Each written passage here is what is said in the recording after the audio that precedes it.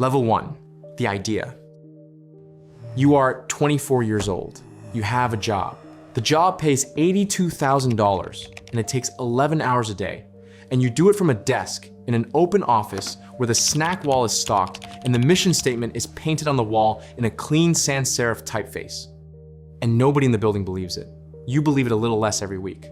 The idea comes at 11:40 on a Tuesday night. You have had ideas before. This one is different in a way you cannot explain, and do not try to. You cannot sleep the way you cannot sleep when something is wrong, except nothing is wrong. You open your laptop and you start writing. Not a business plan. Notes. The problem, who has it, why every existing solution addresses the symptom and not the cause. By 3 in the morning, you have 4 pages. By the following weekend, you have 14, a rough diagram, and a number that will not leave your head. 22 million small businesses in the US encounter this problem in some form every quarter.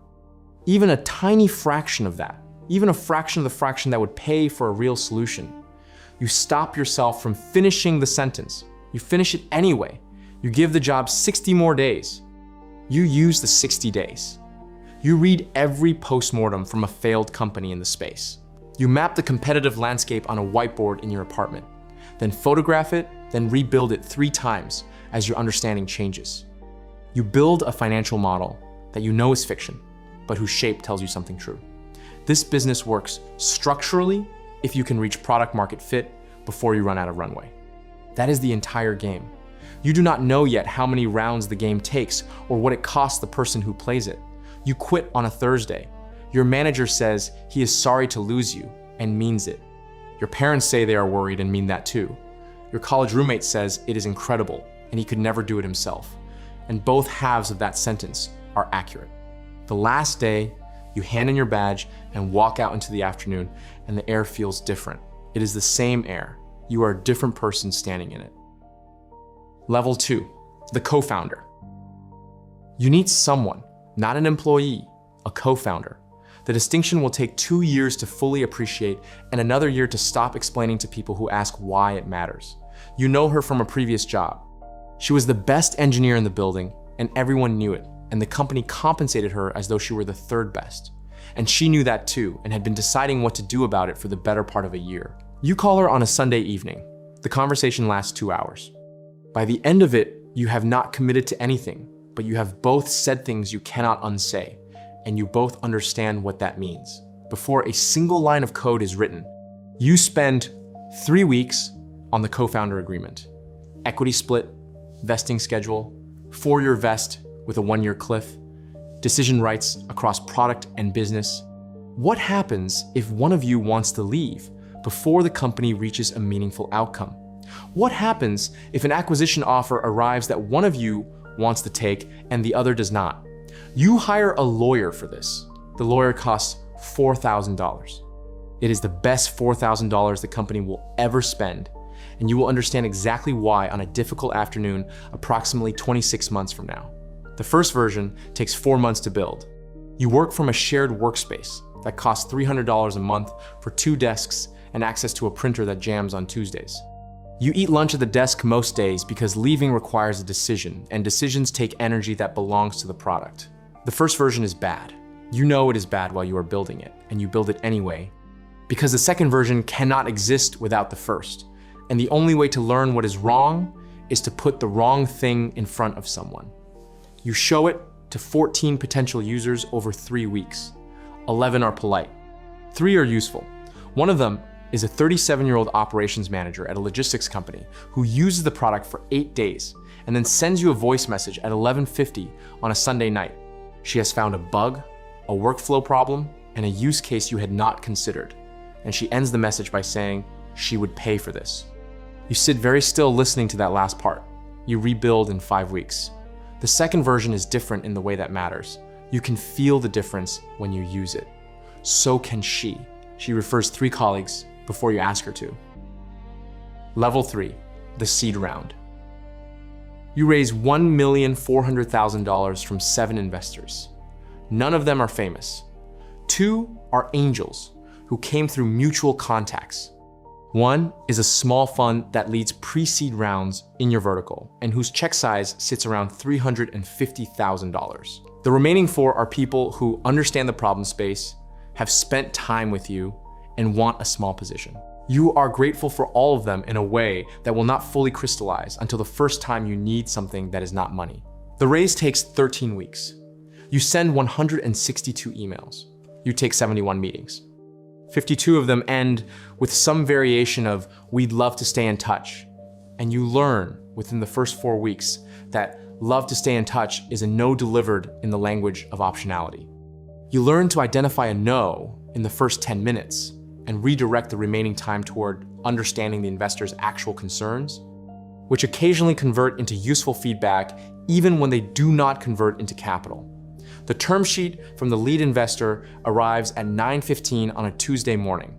You were sitting in a coffee shop because your apartment had started to feel like a room where bad news could arrive. You read the term sheet twice on your phone before forwarding it to your co-founder. She's already on a call when it comes through. She sees it mid-sentence, and you can hear the change in her voice when she does. The money lands in the company account 22 days later. $1,400,000 in a business checking account with your name on the paperwork. You do the math immediately and automatically, the way you will do it every morning for the next 4 years. 2 people, current burn, roughly 8 months. Hire 3 people and burn accelerates. Hire 3 people and spend on acquisition 6 months. The math only resolves one way. Build quickly enough to show a Series A worthy story within the next 10 months, or raise again from a position of weakness, which is not a position. You hire 3 people, an engineer, a designer, and 1 generalist who is doing 9 things simultaneously and will continue to do 9 things until the company is large enough that doing 9 things becomes a job description. You give all 3 equity, carefully structured on standard vesting terms. They take salaries that are below market. They know they are below market. They take the jobs because the problem is real and because you have been honest about everything, including the risk. You do not take any of this for granted. Level 4, Series A. The Series A closes at $8 million. The lead investor is a firm with a brand you have been reading about since you decided to do this. The partner who leads your deal has seen more companies at this stage than you have years in the industry. And this is obvious in every conversation. And it is useful rather than unsettling once you decide to treat it that way. Pre-money valuation is $22 million. Your stake after dilution is 36%. Your co-founders is 29. You stop reading the paper math and focus on the operational math. You are 26. You have 11 employees. You have 14,000 paying customers, generating monthly revenue of $78,000 against a monthly burn of $160,000. The gap between those 2 numbers is not a problem yet. It will become a problem at a specific future date that you can calculate to within 2 weeks. And you keep that date in your head the way a navigator keeps a depth reading. You move into a real office, 800 square feet in a building that used to manufacture something and now manufactures ambiguity in 46 startups at once. The lease is month to month. You put up 2 whiteboards. Neither of them is ever blank again. Hiring is the job now. Not building, not selling. Hiring. Every wrong hire costs 4 months. 1 to recognize the problem, 1 to address it, 1 to execute the exit, 1 to absorb the disruption. You make 3 wrong hires in the 6 months following the Series A, and each one costs exactly 4 months. The pattern is precise and impersonal and teaches you that the interview process you are running does not test for what you think it tests for. You rebuild the process. The next 6 hires are different. The board meets every 6 weeks. The partner sits across from you with a printout of the metrics you sent the night before and asks questions whose answers you should already know and occasionally do not. You prepare for these meetings the way you prepared for nothing in your previous life because the stakes are your company. And the person asking has watched 30 companies fail at this exact stage for a specific set of reasons, several of which you are currently at risk of replicating. Your co-founder stops sleeping more than 5 hours a night. You notice it in the quality of the pull requests at 2 in the morning and in the way she answers questions in team meetings, which is to say, she still answers them correctly and faster than anyone else in the room, but something at the edges of her attention has been repurposed. You have a conversation about it that is useful and incomplete. You schedule a follow-up. The follow-up gets moved 3 times, and by the time it happens, the specific crisis has passed and a different one has replaced it. This is the rhythm, the immediate problem, the thing that comes after, the thing after that. The horizon keeps moving because you keep walking. Level 5, near death. You have 7 weeks of runway. The model that was supposed to give you 12 months gave you 7 because enterprise deals take longer to close than any model accounts for. Customer acquisition costs came in 34% higher than projected, and one engineering decision made 8 months ago is now costing $240,000 to fix.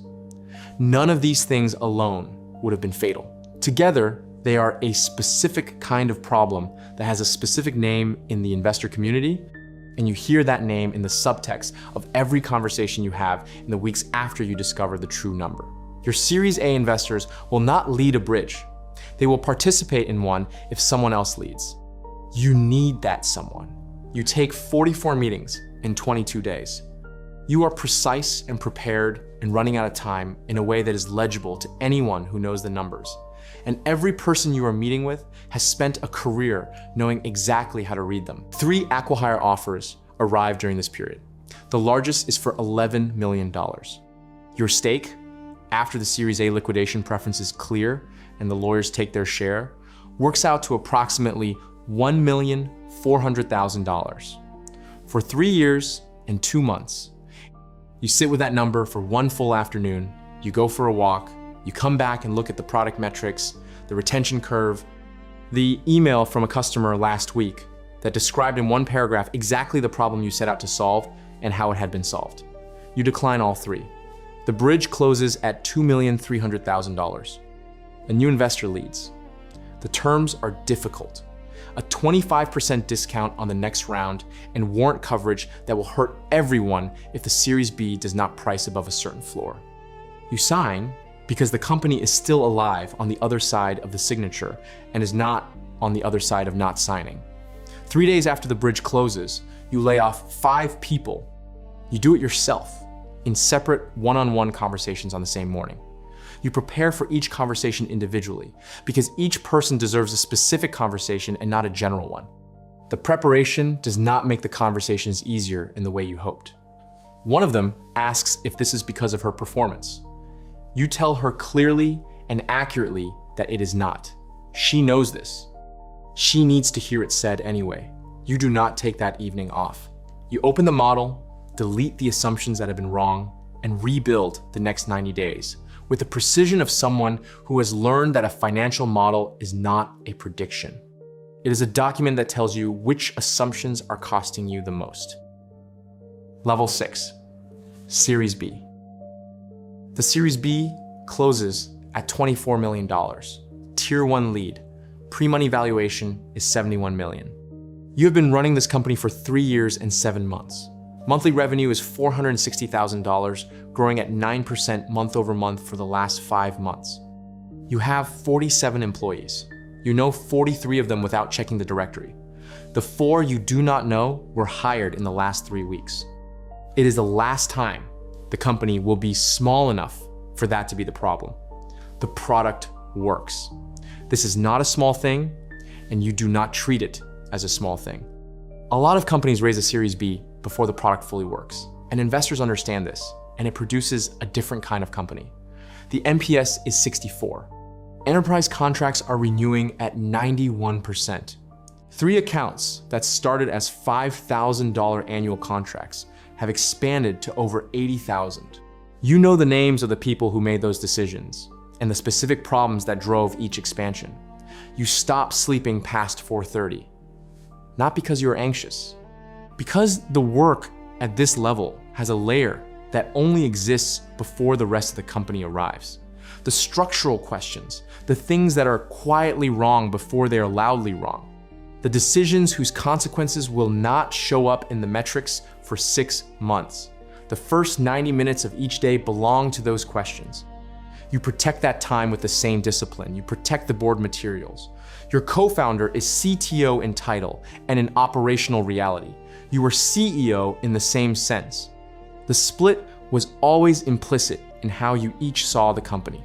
At this stage, it becomes structural, with separate teams and separate operating rhythms and separate relationships with the board. The company runs better this way. It requires a quality of communication that you now schedule explicitly rather than assuming it will happen, because at this size, nothing happens without scheduling. Your parents visited the office. Your mother stood in front of the metrics dashboard for a long moment and then said something short and accurate. You already knew the thing she said. You needed to hear it said by her. Level 7, the exit. The IPO price is at $20 per share. You ring the bell on a Tuesday morning in February with 49 employees who have been at the company long enough to have equity that means something today. The weather in New York is cold and clear. Fully diluted share count is 146 million. Market cap at open is $2.920 billion. Your stake, after 6 years of dilution across 4 primary rounds, 1 option pool expansion, 1 secondary sale at Series C that you did to cover 2 mortgages and provide for 2 people who had worried about you for 6 years, is 9.1%. 9.1% of $2.920 billion. The bankers have been telling you this number for 11 weeks. Your lawyer told it to you on a Monday morning call. Your co-founder texted it to you the night before with no message attached, just the number, and that was the correct response, and you each understood exactly what it meant. Standing on the floor of the exchange at 6:45 in the morning, the number still does not feel like a number. What feels real is the woman standing 2 feet to your left, who you did not know 6 years and 4 months ago, who has spent more consecutive hours in the same room with you than anyone else alive, who disagreed with you correctly on 12 major product decisions and incorrectly on 3, and who wrote the architecture that is still running under every feature the company has ever shipped. What feels real is the customer email from last Thursday, the one from the operations manager at the logistics company who sent the voice message at 11:50 on a Sunday night in year 1, who wrote a single paragraph describing what the product had done for her team, and ended it by saying she tells the story to every new hire on their first day. The bell rings. The stock opens at $22.14. Somewhere, a number on a screen becomes a different number on a screen. You go to lunch, you order an actual meal for the first time in 11 days. You sit across from your co-founder at a table by a window, and neither of you talks about the number for the first 20 minutes. You talk instead about the product problem that has been sitting in the back of your mind since Q3 of last year. The one that has been waiting for a moment of quiet in the calendar, the one whose solution you have sketched in 3 different notebooks and never had time to fully develop. You realize the calendar is not going to produce that moment on its own. You ask a waiter for a pen. You start drawing on the back of the lunch receipt. You take the receipt with you when you leave. Right now, in an open office somewhere, a person is sitting at a desk that belongs to someone else's company. The snack wall is stocked. The mission statement is on the wall. The work takes 11 hours and does not feel like enough. This morning, before the rest of the floor arrived, they read a profile of a company that just went public. They skipped the founder's biography and went straight to the cap table history.